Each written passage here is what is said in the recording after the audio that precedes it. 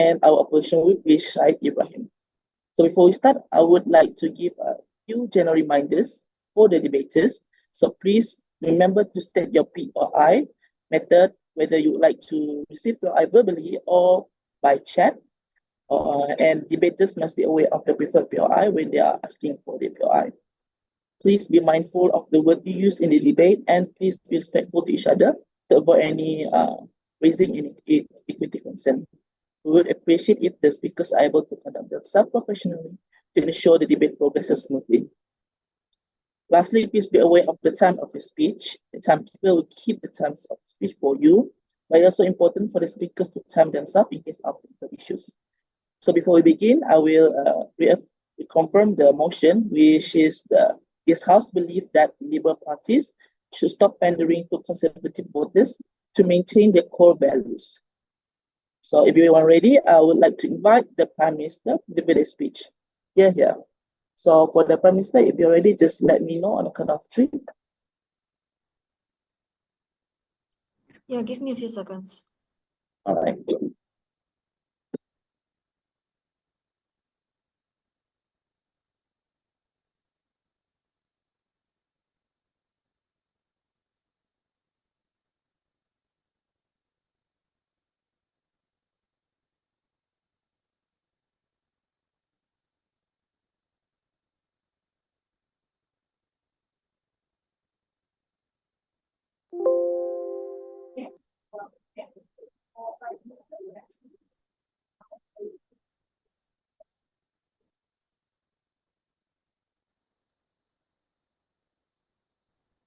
Hi, is it possible if you turn off your mic, please? All right, sure. Thank you. Prefer POIs verbally. I won't be looking at chat. Hi, is it possible if you turn off your mic, please? All right, sure. Right, starting my speech in 3. Prefer POIs verbally. Starting my speech in 3, 2, 1. I think political parties have a very simple goal. Their goal is to put out policies and try to garner votes, and at the end of the day, they just want to get elected into office and pursue those policies and values that they push for.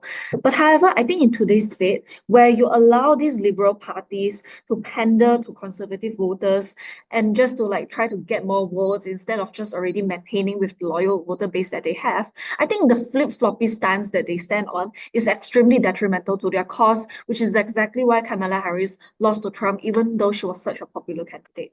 3 key pieces of framing before I go into 2 arguments then. Number 1, the incentives and functions of these liberal parties. I think it's clear that these liberal parties would likely want to expand their current voter base instead of just only staying within the loyal voter base. But again, these liberal parties will also likely want to maintain their loyal voter base and make sure that these loyal voter base are also the ones that are helping them spread the gospel or spread the word and try to get more people and vote, right? Number 2, they would likely want to prevent the alienation of their liberal voter base then, because these people, if they think that the candidates, if they think that the party is not doing enough, of course they're going to opt out. Of course they're not going to vote. Of course they may be deem the leftists as extremely detrimental and instead vote for some other party instead. I think those things are not in the best interest of the Liberal Party. And of course, number 3, of course, these liberal parties will want to guarantee votes by applying pure liberal principles. Take note that they have to be extremely consistent and actually maintain those principles in order to appear as pure and ensure that the voters still want to vote for them at the very end of the day.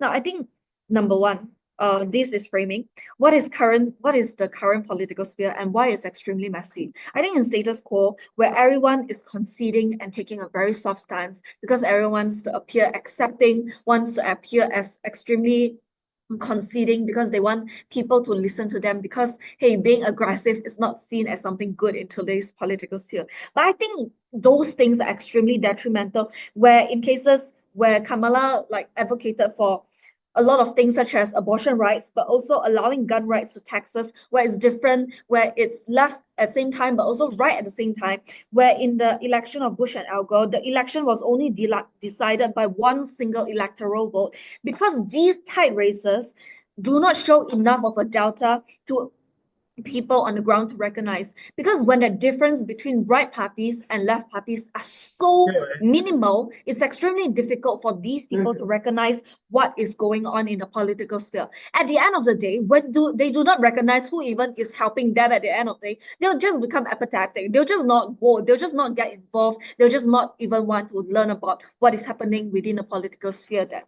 It ultimately shows a centrist, because, for example, when you recognize racial differences and rights, but at the same time you allow racial work discrimination to exist, at the same time you do not put out policies to minimize those things, it shows that the current narrative, it means that people have to pick between two evils. So when the liberal parties show that, hey, we are better than the conservatives because we are lesser evil, because we give you some better stuff, some better things that you can live with, and it's just constantly trying to point out what's so malevolent about the other party, what they're not actually even doing, instead of actually pushing out things that are good and trying to focus on the loyal voter base that they already have. Now, my last piece of framing here, left wing's perception. Take note that these voters likely want the parties to advocate for things that they care about. So core advocacies such as prison reform, better working class rights, labor union protection, minority rights protection, these are things that people voting for the liberal parties would likely care for. However, I think it's very clear in the very recent election, they were not spoken enough about. Like Bernie Sanders even criticized openly that Kamala Harris was not doing enough to focus on all of these core values, because they wanted to pander to the ones who are already conservative, or those who were on the fence, because they were so focused on trying to get people to vote for them that they did not focus on their core values. It just opting into an emulation of conservative stances where they try to flip voters instead of maintaining the voters that they have. Now, I think pandering is extremely unnecessary, because the rightists are, the conservatives are always maintaining a super rooted in their ways anyways. Like you can see how conservative they are. They are fiscal contractionists, where they want the government to spend less. They're socially conservative, where Project 2025, they allow the government to lay claim to women's bodies by taking away abortion rights. And they have anti-minority rhetoric as well, where they are openly okay with racism happening from their president's mouth. I think those things are extremely clear ways of why even pandering to them may not even work, where instead you just should try to focus on what you have today. Now, I think very clearly, my argument today is, number one, it prevents alienation. It prevents the fact that people who are general voter base, swing voters, people on the fence, and also your loyal voters, we do not want to alienate these people. Now, the tipping point to win elections is obviously you want more people to vote for you than the other side. Yes, before 6.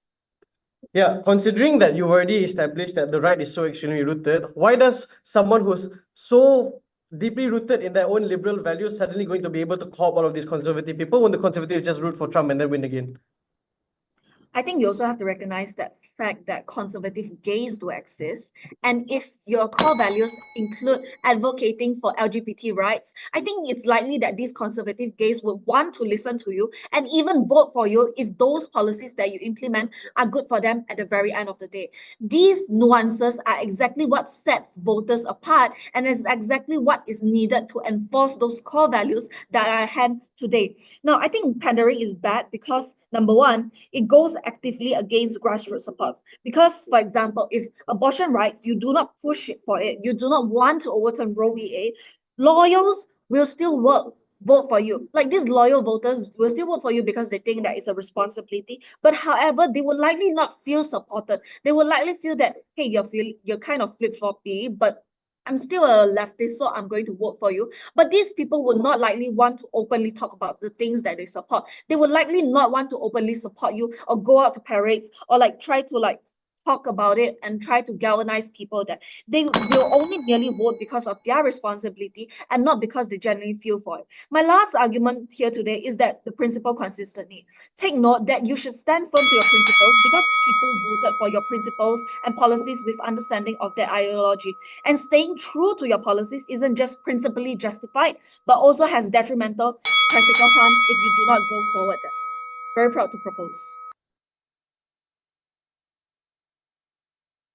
Right, so thank you, Prime Minister, for that speech. Now I would like to invite the leader of opposition to deliver their speech. So if you're ready, just let me know. Count of three. Guys, just a moment. Right.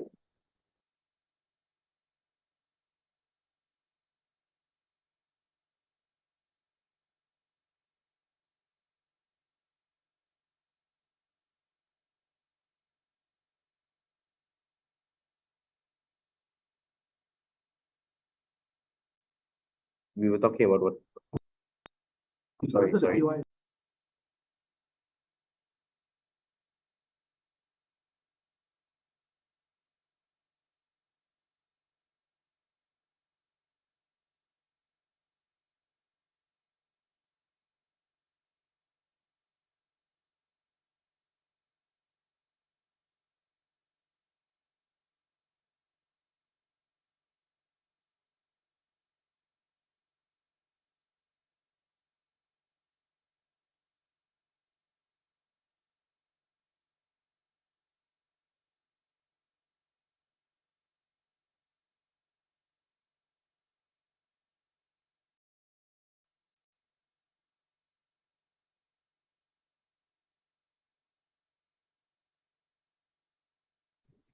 You have to prove. Hello, am I audible? Yes, you're audible. Okay. Starting my speech in 3, 2, 1. There are two main important problems within today's debate. One, where we concede about the importance of buy-in for these political movements. And secondly, in regards to the international optics, which side government chooses to ignore. This is why the stance we take on side opposition is that we prefer for this pandering conservative voters to continue in order to get three main outcomes. Firstly, in regards to being able to get into office. Secondly, in regards to policy change. And finally, in regards to safeguarding international interest.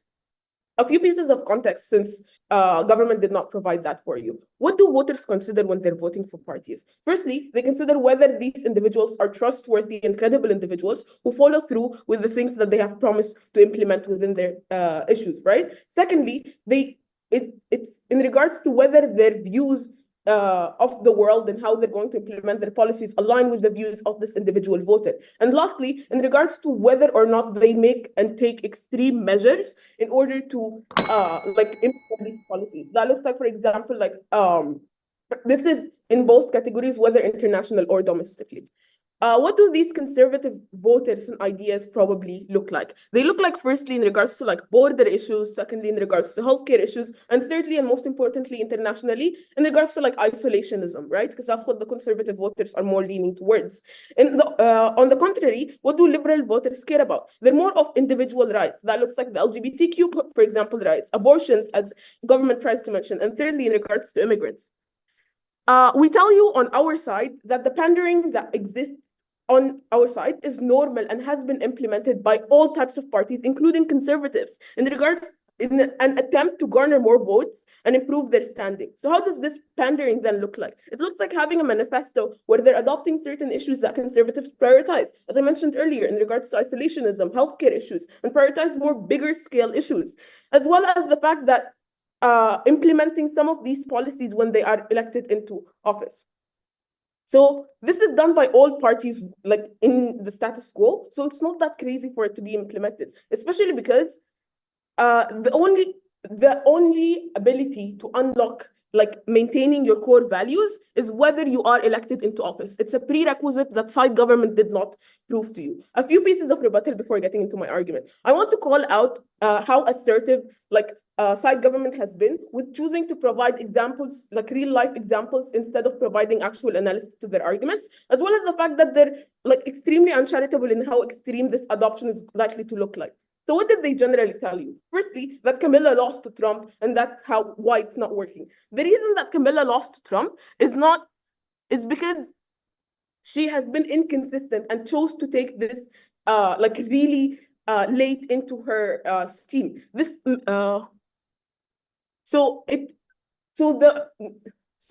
this pandering wasn't normalized because she chose to shift her view way too many times that people found her not to be trustworthy. As I told you earlier, one of the incentives of normal voters is that they want a person they can trust to follow through. Secondly, in regards to how she wasn't looking into targeting more global issues. When other countries are moving into isolationism and how like badly the economy of the US is doing, she chose to continue to fund Israel. And that just lost her a lot of the public view, as well as the fact that she was already in proximity to Biden, which has proven his failure. So people just assume that she's not going to be as good. Second thing they provided to you then is in regards to why like liberals will retaliate or whatever. This is not likely to happen because liberals don't have any other option. They're less likely to vote for conservatives the moment in time that the Liberal Party isn't good enough, because they want to have some level of like choice and like someone who represents them to a certain extent. And here is where we reply to their principle in regards to why like the ability for these individuals to prioritize their individual rights is less likely the moment in time that it becomes on a weighing between like individual rights based on versus like their livelihood in regards to war and wages, right? So what is the argument then? Firstly, in regards to why pandering to conservative voters allows for more buy-in. This is in two regards. Firstly, in regards to voters, and secondly, experts. In regards to voters, the reason that people vote is because they want people who represent their views. So that means that first, it addresses their security concerns. If you don't address the issues in regards to like isolationism, for example, that the voters care about, you're going to seem out of touch. They're less likely going to vote for you because they don't feel represented, they don't feel heard. There is no point to like having you be the choice for them. Secondly, in regards to why people are more central in nature when it comes to administration. So they want someone who is capable of like balancing out between individual issues as well as more global, widespread, bigger picture issues, which is something that is only offered the moment in time this pandering is to occur and to appear more comprehensive. In regards to experts then, one of the reasons that Camilla failed to garner more buy-in is that buy-in is the prerequisite to policy change. Once we have more experts by appearing more on like the conservative side, because apparently most of the experts are on the conservative side, when we're able to get these individuals on our side, we're able to implement better laws as well as just like generally appear better within the international context. The impact this creates is firstly, you're able to win within the parliament. Secondly, in regards to better ability to maintain your core values and implement while you're still in power. And thirdly, just implement your power. Before that, the POI. Why would the average voter not care about a nationalized healthcare system? It's not that they don't care, but they don't prioritize it as much when they're like liberal voters don't prioritize it as much in comparison to like their individual rights within status quo. So let's do a little bit of weighing between their best case scenario versus our worst. On their best case scenario, these individuals are able to maintain their core views with a minimum chance to get into power, because the only voters that they're trying to abet to are the minuscule liberal ones who are not like who vote for them because they don't have any other option and they don't garner policy change. On our worst case scenario, we trade off liberal voters with a higher like a bit of liberal voters with a higher chance of garnering and skewing more people in the middle as well as conservative voters. Second argument then is in regards to international optics and how the reality is that the world is collectively moving right. We're looking at like literal continents such as Europe and so on, which are moving towards a global conservative wave. That means that corporations are more likely to work with you the moment in time that you have a shared ideologies and values. That looks like, on the contrary, on government side, without it, you're able to lock yourself out of these trade deals with Europe as your main trade trade partners. For all those reasons, thank you.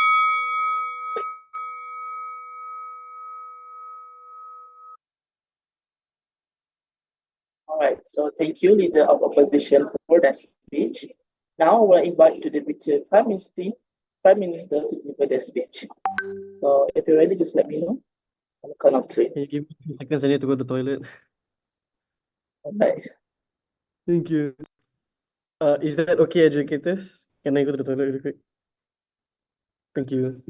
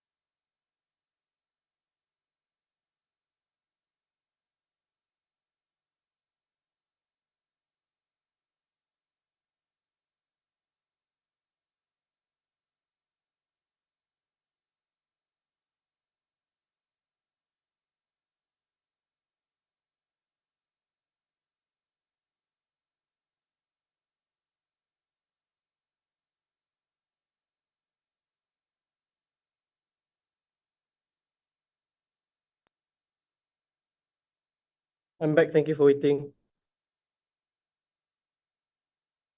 Alright. So let me know when you're ready. Yep, we're ready.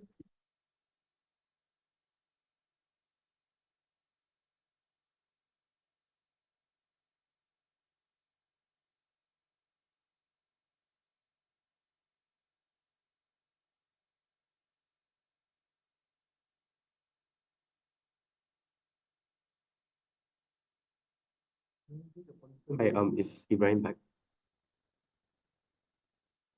Yeah, he's back. You guys can start. Oh, so I can start? Yep. Okay, cool. All right. Just give me a moment. Connect my laptop. Whoops. All right. I'm probably audible. I'm visible, right? Yep. Okay, cool. Thank you.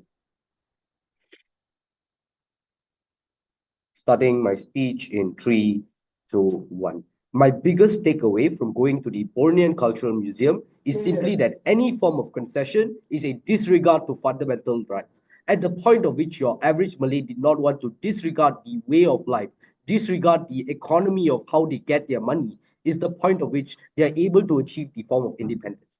We tell you at the point of which you pander towards conservative views, when you tell individuals that we're going to pander towards the conservative rights of, sure, maybe we give you certain form of LGBT freedom or sexual liberation, but who are also anti-abortion is when you disregard the group of voters for you that hold abortion as sacred. It's the point of disregard that opposition has to defend to be one that is pure or one that they are okay with. At the point of which they don't, they have to lose this debate. I have two call-outs towards government, towards opposition, then as to why the problems with their case are one that is fundamentally debate losing. Firstly, the issues within inside opposition as a whole, I don't see why the conservatives will then vote for liberal at the point of which you have pandering. I'm going to move into much more of the extension of this later on, but just on whole. Firstly, how you're able to allow for much more amounts of buy-in. Their logic is that you have representation and yet you are a trustworthy candidate. Note that one, this is unlikely to happen simply because the pandering towards the conservative votes for you are things that are flawed. You do not have absolute forms of conservative representation. You are at your core still a liberal party. Your conservative voters will never still vote for you because they rarely cross lines. This is statistically proven and there's a precedent of success in the US election for this, but you can look beyond the US, look towards the UK, look towards Turkey, look towards Malaysia. Conservative viewers never shift their policies because they do not want to take any form of liberal happenings to take place. That is the point of which you are seen without a stance. You are a spineless liberal party because you constantly try to gain populist votes. We tell you your average voter cares for ideologies of the party, and the point of which you are pure is the point of which we vote for you. Secondly, then, this is why Chloe's argument is exclusively important. At the point of which you sway, you birth a narrative of lesser of two evils. You as a liberal party simply want to show that you're lesser of an evil than a conservative party. This is the point of which you have voter apathy. Analyze Kamala's voter turnout at the point of which he had an extreme less turnout of voters. Trump had less voters than he had when he won against Hillary. This shows to you the massive amount of US population just didn't want to go out and vote because of the constant gray area that your politics operate in. But three, and this is the most important response, Judge, is your true liberal policies have policies that your average individual cares about. Because your truest form of liberal policies are things like your national healthcare system, are things like taxation of the rich, are things like labor union rights, are things like minority reparations. These are things that as an average citizen within that state are things that you care about, irrespective of your political ideologies. This is something that they cannot respond to because this weighs over their case as a whole. This is why you are able to cater towards individuals or swing voters at the point of which you're just simply a citizen of that state because you care about wanting to have better forms of healthcare. You care about having better protection in your workplace. This forms you as just a form of identity of a citizen within a state. That is why we're able to get swing voters. That is why the black people in your Bible Belt are able to vote for us. Look beyond the US politics. Look towards the UK. This is why we tell you all of these narratives of the US Liberal Party, UK Liberal Party gives us a massive amount of gain over your Conservative Party as a whole. But secondly, then, I just want to break down this logic of international optics. LO starts off a speech and said that the reason Kamala lost was because she pandered towards Israel, which is an extremely right thing to do.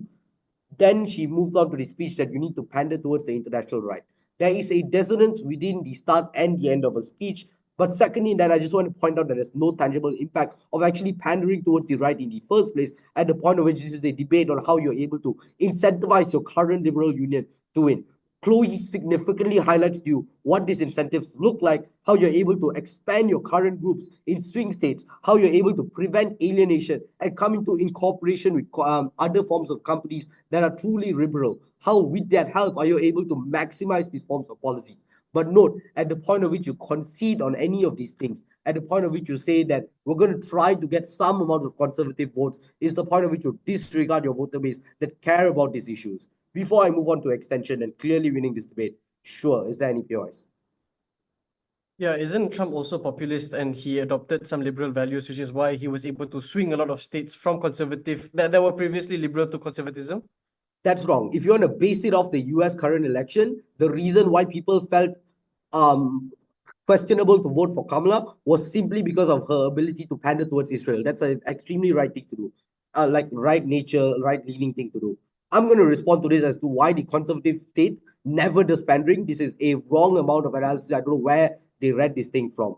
Firstly, why is pandering unnecessary? Two layers under this. I just want to tell you that pandering is not normal. The Conservative Party never does this. The Liberal Party does this as a pussy move because they are extremely scared they will lose votes and try to want to garner the maximum amount of votes that they can.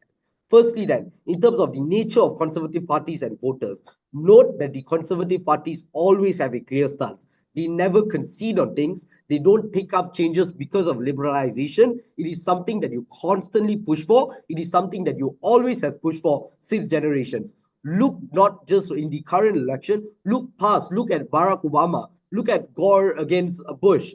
At the point of which a conservative party always had a similar stance throughout history is when we never had any forms of concession or pandering. That analysis is flawed and wrong. The values of the parties are something that generally everyone knows because it has been similar throughout history. The comparative is your perception of liberal parties are always seen as grey, always seen as centrist. This is a skewed area because you bring about human nature, and when you factor confirmation bias, humans, especially in swing states, always vote on clear guidelines, always vote to a party that has clear policies, which is why historically the Conservative Party has always won the US. In terms of your voters and your red voters always stay red then. One, you're unwilling to concede on your conservative narratives. Two, you're unwilling to accept any forms of liberalism. Thirdly, your ideology and indoctrination, which is why you always vote a conservative party. This all proves to you pandering is unnecessary because you're unlikely to change red states. Your current conservative voter base are not going to vote for liberal parties anyway, simply because of the fact that they have liberal policies that they don't like. Even if you don't buy this, Judge. Firstly, the bigger interest of your liberal party is securing blue states. But secondly, it's a problem of what the left can do when going into office. People do not want Biden again simply because he's a centrist one. Obama as well. You're not going to get tangible, absolute core values becoming policy because you concede. All of those reasons prove to you why concession is bad, why you have to stay pure, why you only win at the point of which you're pure. Right. Thank you, Deputy Prime Minister, for that speech. Now I would like to invite Deputy Leader of Opposition to deliver the speech. So just let me know when you're ready. Okay, just give me a minute. All right.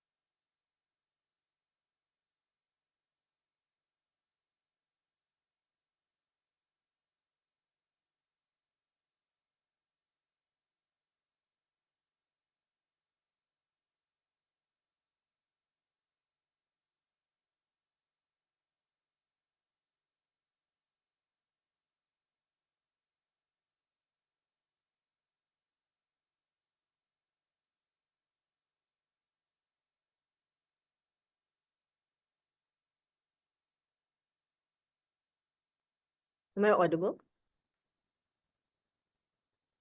Oh yeah, Yeah. you're audible. All right, wait a second.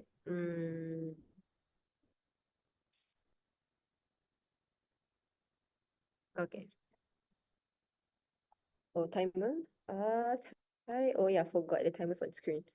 Crazy. Anyways, I would prefer verbal POIs. Starting the 5th minute, so the last 2 minutes.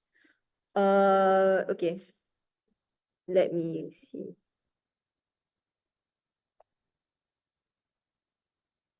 Okay. I'll start my speech in 3, 2, 1. To get a few things clear, let's go into contextualization. Not every single conservative is I love America, but Trump saves America and whatnot. Not all of them are, let's say, hardcore conservatives. Even if you see in the current swing states, even with Trump winning within the polls, right? You can already see within the swing states, the people who are voting, the swing states often look like people who like Hispanic origin, Black origin, people with minorities. And the people with minorities, you notice why most of them are now voting Trump instead of Kamala is because most of them are moderate. Most of them care about conservative issues. Most of them care about conservative, the things that conservative issues talk about, just instead of like LGBT rights and whatnot and abortion and whatnot, because they care about things like gun laws. They care about things like international relations, our relationships, trades with China and whatnot. And those are the things that the Liberal Party currently does not have any clear policy to whatever they are trying to plan with, only giving like a vague sense of whatever they're trying to do, or at least what they are opting to do, when what Biden has been doing all this time is trying to for these values but not being able to pass them because they simply cannot take the stance to work together with the people in Congress, which is a majority of them are conservative, which means none of the policies get passed because they aren't willing to work together with conservative to make these issues pass in the first place. And that's where the downfall of Biden's administration goes down. They aren't willing to negotiate with the people conservatives. They aren't willing to negotiate with moderates so that they can actually get the majority of the polls, where they can actually get the power and the influence to actually do this kind of policies and whatnot, right? And that's where we fall into the issue of why we need to get buy-in in the first place. Without buy-in, you don't get power. Without power, you don't get to prove that you are the lesser of the two evils. Even if, let's say, the worst case scenario, we pick between the lesser between two evils, worst case scenario, at least we actually, when we do get into power, we can actually fix the evils on our part. On worst case scenario, even if we seen as the lesser of two evils, we get this cause. And that's an important thing on our side. No, I already told you in the within 5.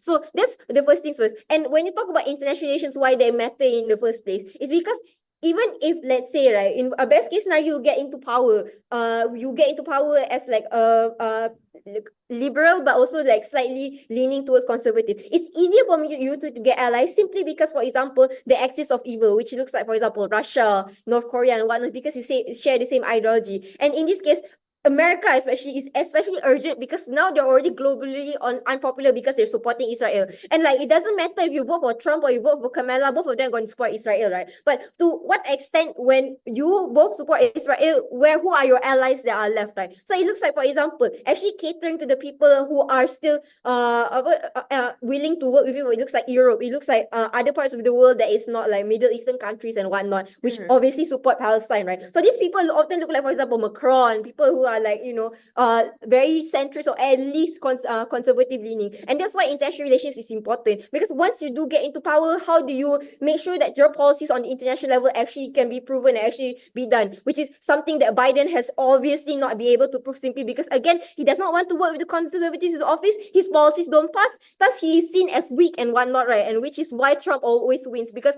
Trump is willing to take extreme measures to actually go towards enacting these policies, which I think this is why the reason why we need to cater towards more moderate people, because we need the buy-in so that we can get into power in the first place and actually enact our policies. So we already have the urgency, principle of urgency here. We need to cater towards international and as well as now, especially because Trump is winning the polls and the Congress is now up to grabs, right? Because currently the chairs are still available, right? So with the current swing states being people who are from moderate sides, Hispanic, Black voters who are more often than not moderate, then we need to pick our sides and actually take a stance that guarantees that we, at least, even if Trump goes into presidency, at least we have parts of the Congress, at least we have parts of the, even if, let's say, like we concede to the trade-off that sure, we lose some part of the liberal voters, right? But at the end of the day, who are the liberal voters going to vote for? And even if let's say they're going to have some apathy that they try to claim, right? Even if there's going to be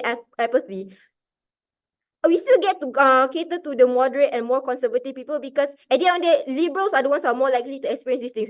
Conservatives have always been historically been there to vote. Liberals are the ones who always if they don't agree, they will not vote. But for conservatives, they've always been, I will vote for the people that I agree with, and I am not extremist. I, in fact, do concede to certain things that the Liberal Party does, but in fact, they don't touch upon like a lot of the things that also matter, for example, like security and whatnot, right? So it looks like, for example, it does not mean like throwing everything away, but right now it looks like co-opting the benefits and also the certain voters that we get from wandering to moderate and like conservatism, right? So it's not like hardcore it's not like hardcore conservatives comparative to liberal people. So that's where we get like the trade-off here.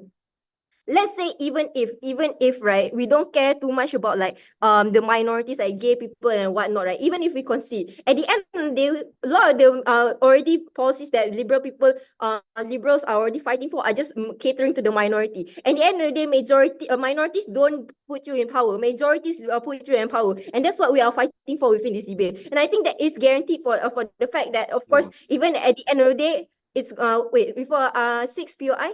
Any POIs? You have to respond to structural reasons why your conservative voters will not vote Liberal parties.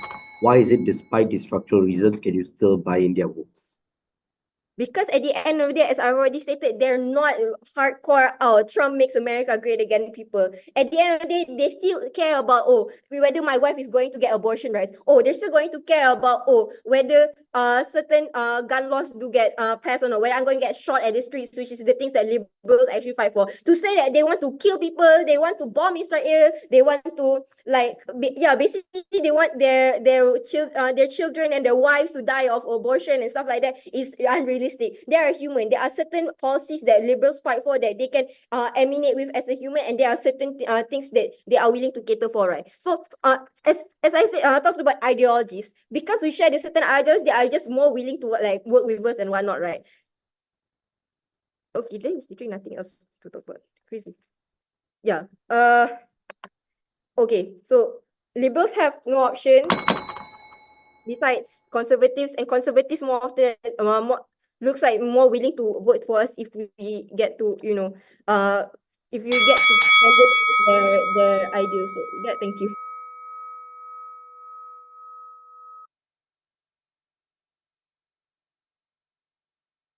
Thank you, Deputy Leader of Opposition, for that speech.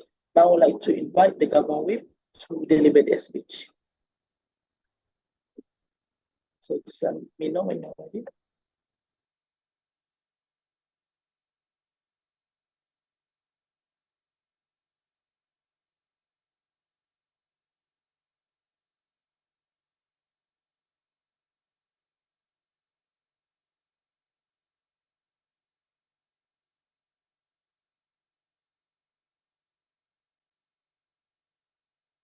Am I visible and audible?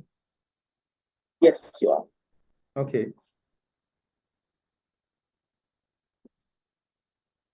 Like a paper. Where's your case? There you. Sorry. I don't think.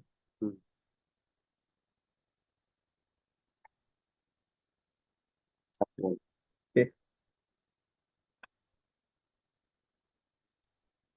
3, 2, 1. When a woman who fights for abortion rights no longer has an avenue to express change, when a black man fighting for the BLM rights no longer has a party to represent him, and when the overall minority and those that are oppressed by society no longer have the agency to express what they want, that is the point where opposition loses today's debate, because these are the people that are crucially left out, the point where the Liberal Party no longer fights for them. I have a few layers of response before I get into why we're winning today's debate and weighing and stuff like that. The first is to say that getting into office is harder on our side. We need to prove that the tipping point towards winning the debate is getting into office. I would immediately call this out as untrue by using their own case, right, panel. Number one, they say that conservatives care about certain liberal values depending on the nuance of where they're from. So black conservatives probably care about black rights to an extent.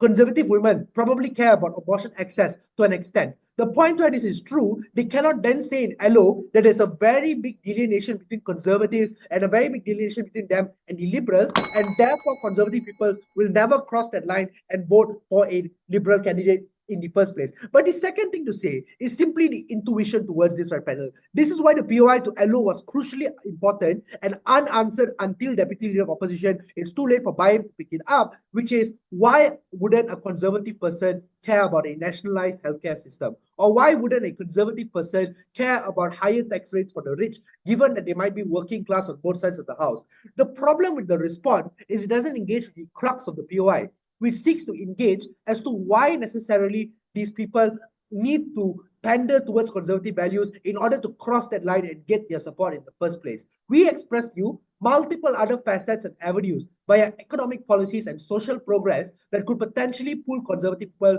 to our side. No response coming to this from the two speakers in the side of opposition. The second response then is that they say the Black, Hispanic, and Chinese minorities vote for Trump because he is consistent. Number one, if he is consistent, that means that the Liberal Party ought to be consistent as well and not pander to votes again and again. But number two, the very reason that they vote for him isn't so much because he's consistent. Go to Billy and Xia Hongshu panel. You'll see that the majority of the Chinese voters vote for Trump because he's a very strongman figure who doesn't budge on his ideals. This means that this is something that is highly valued within minority populations. So the point where we can cater towards that in the Liberal Party is the point where they garner their support, number one. But number two, we flip the scale of support for these voters because we are not anti-China, number one. Number two, we are much more expansionary and not isolationist, meaning we promote trade. Number three, because we care about minorities, so we probably fight for minority rights in the first place. These three things mean, even if you buy that Trump is a strongman figure and the new Liberal candidate might be a strongman figure, the tipping point as to why these people will go towards the Liberal candidate is for the three reasons that are given you. Note that this isn't a new extension. This is responding to the Deputy Leader of Opposition's assertion with a claim. Third issue then. They say Biden fails, so we are going to fail. Panel, this is just blatantly untrue and like borderline lying. Biden is a centrist candidate. Biden is not a liberal candidate. The reason that Biden was elected is because he is closer to Trump. The reason Biden was elected is because he is not Bernie Sanders. Insofar as a Bernie Sanders exists in the political sphere of the US political climate, that is the point that Trump is not a liberal candidate that is truest to the fullest extent. The point where he supports Israel, the point where he supports a lot of right-wing stances, such as no nationalized healthcare, that is the point where they cannot make that claim and then say that centrism wins them votes because it lost Kamala Harris' election. Biden was the most unpopular candidate in an election run at one point in time. Last response then. They say you are globally unpopular and Kamala lost because she supports Israel. They then say in Deputy that we are, and also in LO in the same speech, that we are trending towards a right-wing world. Observe both claims, panel, and see the dissonance in opposition's case. You cannot have a case that hinges its response on saying that the world is progressively left in international politics, and that's why Kamala lost the election, because she supported Israel, which is a right-wing stance, then say that the world is trending towards the right. If that was true, Kamala and Biden would have won Kamala would have won her election and we wouldn't be having this conversation in the first place. Our worst case is maybe we don't get into office, and their worst case is that too. The delta is the point where we don't get into office. At the very least, we still have a strong voter base in the grassroots, galvanizing and having movements each day, fighting for abortion rights, fighting for minority rights, fighting for healthcare, nationalized healthcare rights. These things exclusively exist on the side of government. So even if we lose the election, we still have a huge amount of support for fighting for things on a societal level at the very least. So if we can't get policy change, at the very least, we change the social climate and pull the Overton window towards the left. Before that, sure. Yeah, so you lose the election, suddenly everyone loses the will to live and they don't fight for abortion rights anymore. Make it make sense, man. I just told you the worst case on our side is you do fight. Your best case where you win, the problem is maybe, yes, you do have people that want to vote. But number one, you never engaged with Chloe's speech when she told you that maybe they will still vote for you. And this is already preempted in PM, but they're not going to galvanize to the same extent that they would on the side of government. And we gave you several structural reasons as to why they wouldn't. You never responded to this, so it stands true in the round, so it's no longer an assertion, it's an accepted truth within the round, within the method of debating. The second thing that is a problem with their best case is even if they get into office, Joe Biden and his members of candidates will never fight for the same amount of structural changes that a more liberal candidate would. So even if you get these candidates into office, by virtue of the fact that you feel them as centrists that are close to conservative values, they are likely going to enact those values when in office. So you don't get the legalization of gay marriage on a federal level. You don't get the legalization and overturning of Roe v. Wade. You don't get the nationalization of the healthcare system. These are harms that they need to contend with. They never contended with in positive substantive. Why are we winning? Three issues. Number one, on the issue of buy-in, they say Biden is seen as weak and therefore you cannot get support. What do we say in response to this? Number one, we say that if buy-in is the tipping point, fielding a candidate with a greater amount of delta is likely going to give you a higher proportion rate of winning. This is structurally true, number one, because Chloe tells you that your core voter base is going to support you to much more fervent extents. So this is not just about them going to the ballot office and voting for you. Sure, LO can say that all she wants. This is about you galvanizing, going to the street, saying Kamala is bred in the hundreds of thousands of people. This is something that they don't get because people are just seeing you as the lesser of two evils. Second thing, a strong candidate offers you a different pathway towards winning the swing states. So now it doesn't look like pandering to conservative values. It looks like appealing to the emotional rhetoric of voters on the ground, telling them that healthcare will be nationalized, telling them that the rich will be taxed, telling them that we will stop supporting Israel. These are the things that they needed to contend with. They never did. For these reasons on buy-in, we win. We win on pandering being unnecessary when Tiva gives it to you with no response from deputy. Never proud to polls.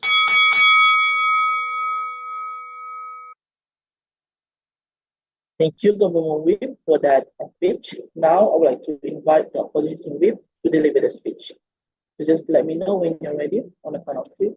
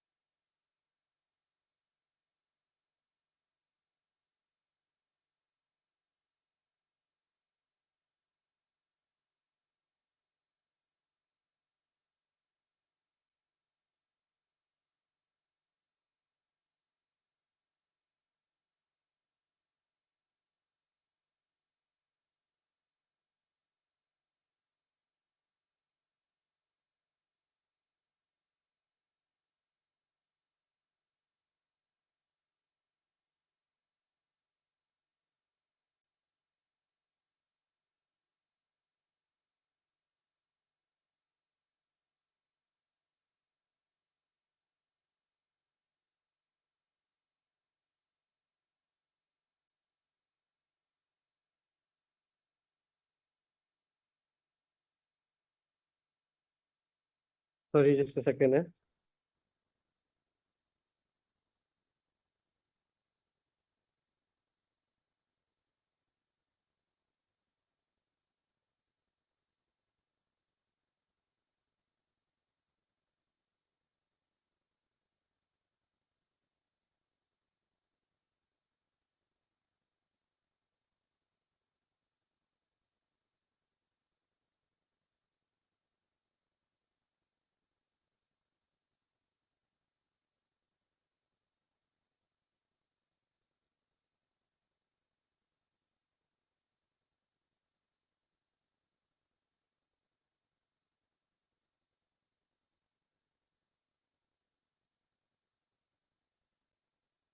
Okay. Where's my phone?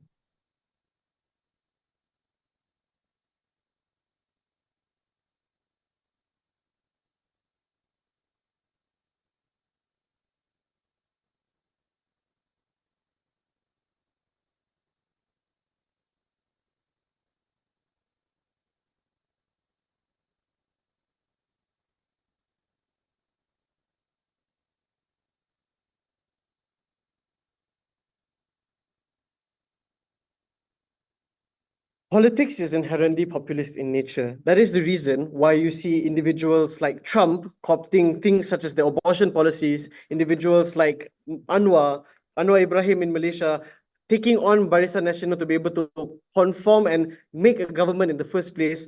All of the things that are done in politics are to be able to get into office first and foremost, to be able to sway the voters that probably would have swayed for them or wouldn't have swayed for them in the first place. That is the social cohesion which we are trying to look for today.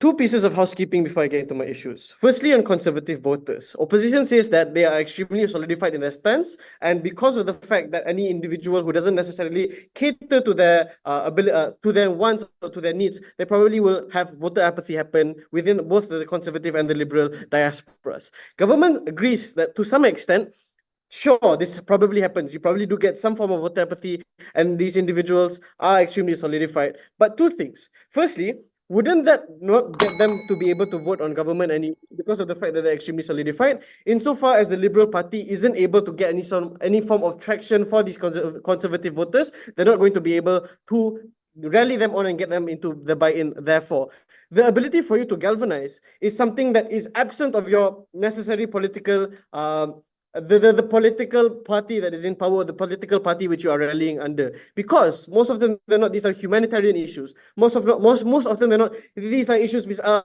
largely consensus agreements as to these are things that they should be fought for. So the galvanization of these things will probably still exist irrespective. If I'm a feminist, I'm probably still going to fight for feminist issues like abortion. If I'm a conservative person, I'm still going to probably fight for gun rights and like taxation laws and healthcare or whatever, right?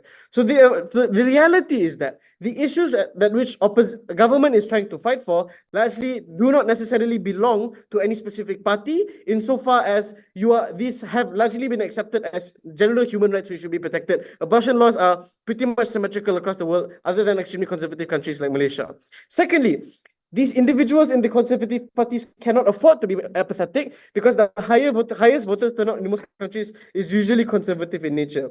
This looks like countries like Denmark. This looks like countries like France. This looks like countries like even in Malaysia and America. Abundance of examples I can give you. The conclusion then is that the ability for these individuals to be apathetic because there is no lesser of two evils per se is highly unlikely, insofar as you are a person who has more policies which are catering to these individuals. You are no longer the lesser of two evils. You're a good party which is able to comprehensively tackle everyone and the issues. Secondly, Trump being a strongman. That's not the issue. That's not the pertinent issue. It's in reality, we are also trying to co-opt the same thing as yours so that we don't look as flip-floppy, because the reality is that Kamala Harris lost because she was flip-floppy throughout her whole candidacy. Comparatively, if we were similar in Trump, as the Liberal Party, adopting all of these values from the get-go, there's not really any flip-flopping we're doing. We're adhering to whatever policies or propositions we had in the first place. Kamala also didn't really have any policies she was voting for. If you ask the average Liberal person, they wouldn't be able to answer what she's fighting for. Two things then in my issues. Firstly, which side is likelier to get more buy-in? And secondly, whether you lose the Liberal voter base or policy change under ours, in which side, right? So under the first issue, government tells you three things. Firstly, that it's principally wrong because you lose out on grassroots voters and you go against the very principal values of your party, your flip-floppy in nature, etc., right? They also tell you abortion and gun rights together are bad because they're two different beliefs. However, under this first one, they don't extensively tell you why exactly differing beliefs are something that will sway voters away from voting for you. I don't think it's quite a mental gymnastics to be able to buy that just because you fight for abortion rights as well as gun rights together, that there is some form of like discrepancy between the two. Just because you fight for gun rights, does that suddenly mean you're going to start shooting babies to abort them or some issue? It's very unclear, because the realistic depiction of politics is that as comprehensive as you are, the likelier you're going to be able to fight for your cause. Secondly, they don't have an absolute firm, these parties, when they call up these things, they don't have an absolute firm stance of conservatism. Please engage on the likelihood middle ground that exists. Zulfa and Ragat already tell you that the middle ground is which we are trying to contest for, which is what we're likely going to be able to get in this, because of the reasons such as threefold. Firstly, liberal values largely encompass individual rights, and conservative largely comprise of security issues. People are tired of wars. People are tired of like problems with the border problems that they have, which wasn't solved under Kamala's presidency. Comparatively, if you are able to address these problems, which are more pertinent, which people worldwide largely are just trying to growing more aware to, you're able to then buy them into your cause because of the fact that you address these issues in the first place. But if you keep on going into individual rights, like gay rights, abortion rights, and climate issues, and you don't address the specific pertinent issues that exist currently, you're going to lose out on these individuals. Secondly, they tell you that there's a lack of galvanizing even if you buy in. Sure, if I could give you a eye before that. if your problem is flip-flopping, pandering to conservatives is just that, because you concede party stances for things optically conservative and vote for more conservative candidates in the internal party elections. We didn't say that the problem for us is conservative. Sorry, flip-flopping. That was the problem that was posited by you. And the way that we engage with the flip-flopping is that by the forefront of the policy making, if we are solidified in our stance, i.e., we co-opt some narratives of conservatism and mostly narratives of liberalizing, we still adhere to the main core principles and tenets of our party, and we also co-opt some of the natures and beliefs of the Conservative Party. So the ability for you to even enact these principles in the first place is contingent upon you entering into the office, which you also concede to a certain extent. If you aren't able to, then the only thing that you're going to be able to get is galvanizing. And the extent at which you are able to galvanize, as I've already considered into my housekeeping in the first place, is that galvanizing is something that is non-contentious. You're probably going to galvanize irrespective of the political party which is in power. Because if the political party that's in power, you lose, and then the Conservative Party goes up, there is even more need for you to galvanize because you have to have your issues heard on a larger scale in comparison to this. Minority issues and concerns that Vignesh raised earlier are going to be better addressed. Thirdly, they said that you cannot sway conservatives because of you cannot sway conservatives because you cannot sway conservatives, period, right? It's funny because in the presidential debate between Trump and Kamala, he talked about how exactly he supports right, and Macron in France was also okay with like abortion, etc. The conclusion is that politics is a dirty game and all politicians and parties are populist. If you don't buy this, you can look at Malaysia. Malaysia is a very clear example of this. The very same national healthcare and higher tax rates are something that these conservative individuals probably want to buy into because some issues are becoming largely acceptable, and the international handling of this on a large scale is important. Thank you. Right. So thank you, Position Whip, for that speech. We now move on to reply speech portion of the debate. To begin the reply speech, I would like to invite the opposition's reply speaker to deliver the reply. Here. Just let me know when you're ready. My teammate went to the toilet. All right. Right.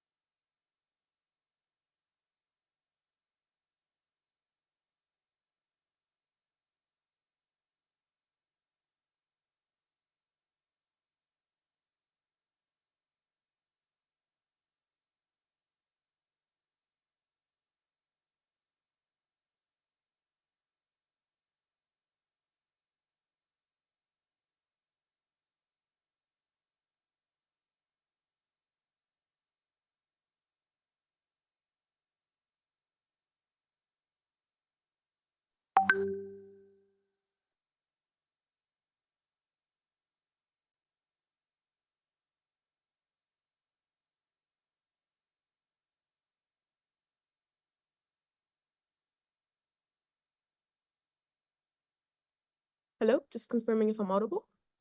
Yeah. All right, sorry for the delay.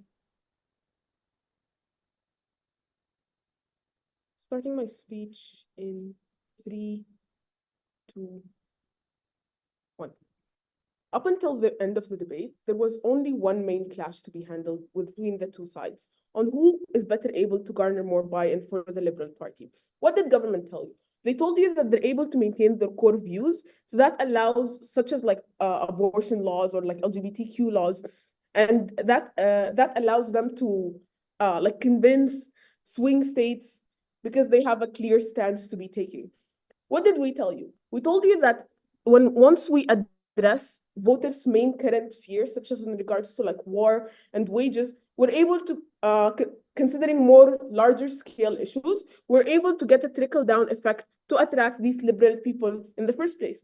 Because the main issue is that the Liberal Party as of now is not targeting the main issues that these voters are fearing. My ability to get rights as a Black person, as a gay person, is like compromised or set on the sidelines the moment in time I'm wondering if I'm gonna stay alive in the first place. I'm wondering if a war is going to occur and the isolationism that is going to take place like within the world at large. Another factor that side government refused to engage with, so it still stands until the end of the debate, is in regards to why we're able to garner more experts who are the reason that Trump's policies are successful. This is something that we're only able to garner the moment in time we allow for our implementation to manifest. Because this pandering allows for these individuals who are successful within policymaking to consider joining liberal parties in order to provide better policy making for the liberal parties in general. So the metric of weighing between both sides today is in regards to how like the people that side government tries to protect are the vulnerable individuals, such as the Black people or the LGBTQ people, who, like, on our side, the Liberal Party still stands for. They're not completely going to throw all their ideologies outside the window the moment in time they're adopting some conservative views in order to garner more of the middle, like, level conservative voters. So if they're stating examples such as like Trump is winning Chinese voters within swing states because of his strongman ideologies, we're telling you these are the exact same ideologies that we're buying into. The reason that like these are the ideologies that we're opting into. The reason that these voters are voting for him isn't because they love Trump and they're admiring him so much. It's because of these ideologies that he's representing that they want to see manifested within the United States as a whole. On the contrary, on our side, you get more urgency in regards to like the international context. As we mentioned to you earlier, that the US as a whole is like facing a lot of economical issues and are facing like threats of war at the moment. So the only way in order to handle these issues at the appropriate time is to develop some level of these experts within the conservative parties to be more leaning towards joining the liberal parties in order to implement the necessary policies and allow for this trickle-down effect to occur. So weighing between the urgency of the situation and the vulnerability, we are willing to trade off some level of representing these like vulnerable individuals to the extent that the Liberal Party would have without adopting the conservative ideologies, because there are more urgent issues to be addressed in regards to the economics and war in order to like they need to stabilize before they are able to like allow for these issues to be addressed in its complicity. And finally, we told you that even on our worst case scenario, we're able to garner some level of discourse the moment in time that we are now questioning questioning and holding Liberal Party like discussing more discourse within the Liberal Party. For all those reasons, proud to oppose.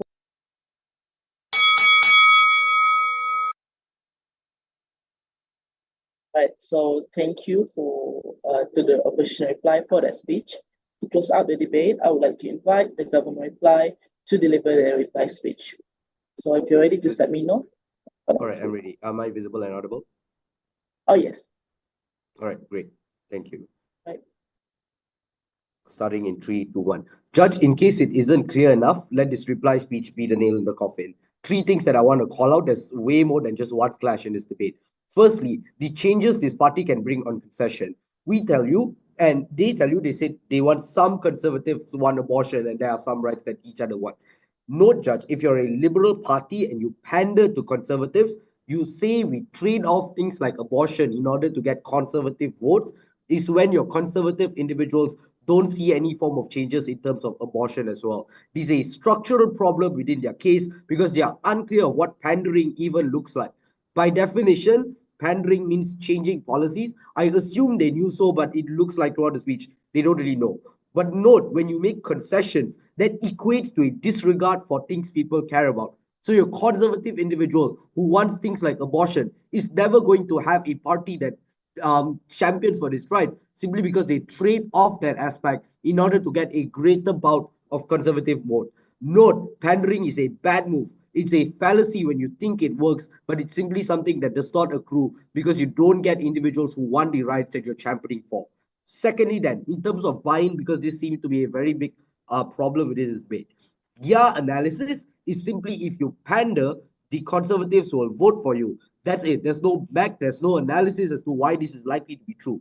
Firstly, I provided 3 structural reasons to you as to why the conservatives won't really care about this pandering and won't vote for a liberal party regardless. Firstly, they are unwilling to concede on their current conservative narratives. Secondly, they are unwilling to accept any liberal policies, meaning if you're openly gay, that's a taboo. I'm not going to vote for a party that champions that rights. Thirdly, in terms of the ideology and indoctrination that you have been brought up as a family, all of this proves to you that pandering is something that's extremely unnecessary and is a net zero. If you pander, your current loyal liberal voter base will always pull away. If you are a liberal party that trades off gay rights, you lose votes from your LGBT community. If you're a liberal party that is trading off economic protection, you lose votes from your entrepreneurs and your businessmen. All of this tells you any form of pandering means a disregard of that party that cares about that right. They won't vote for you. You don't get buy-in from those individuals. You have to think about all of this, but obviously you don't. How do we get buy-in then? 3 things. Firstly, on how we're able to get purely liberal policies. We tell you we attract and keep loyal groups together, people who care about these issues. This is why it's easier for alliances of liberal companies and corporations to come together and actually have manifestation of these policies. We tell you your primary incentive of a liberal state is to strengthen your current blue states are in support to you. That is your primary interest. That is your primary incentive. At the point at which California, which is a strong blue, took less percentile in this election, shows to you why pandering of Kamala is bad. This tells you your swing states rally on liberal beliefs. At the point at which you can rally and tell you that these are the pure policies that you follow, that's when people vote for you. Secondly, on how general things people care about, things like national health care, things like taxing the rich. People care about all of these things just being a citizen within that state. You can get people voting from here as well when you implement pure liberal policies instead of being a pussy and trying to pandering all of this. But thirdly, in terms of galvanization, Prime said this is not contentious. Just because you don't understand an argument, don't say it's non-contentious in a round. This is extremely important because beyond just voting, individuals do things like donations, sponsorships, rallying, carrying out the sign with Kamala and saying, whoa, Kamala, during a debate election. All of this is important because you don't get this on your side at the point of which individuals don't want to go beyond voting. Galvanization is something that's very important. Thirdly, then, in terms of getting into office, because Op wants to make this an issue. Firstly, when you pander, problem of what left can do and going into the office, this is the problem with Biden, Obama, Hillary, Bill. All of these people are centrists. Beyond the US, UK, Rishi Sunak, France, Macron is rainbow washing. All of these individuals are centrists. There's a problem with their policy and the reflection of voter interest because they're willing to trade off all of these interests. This is where galvanization comes into truth. We have better galvanization. We have better grassroots supports. All of those reasons, and this is the clearest of a gov ballot of all.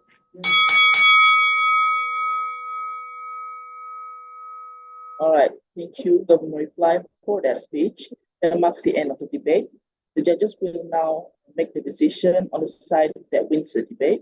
Since it's the silent round, there'll be no further section of this. We would like to thank everyone for the rounds.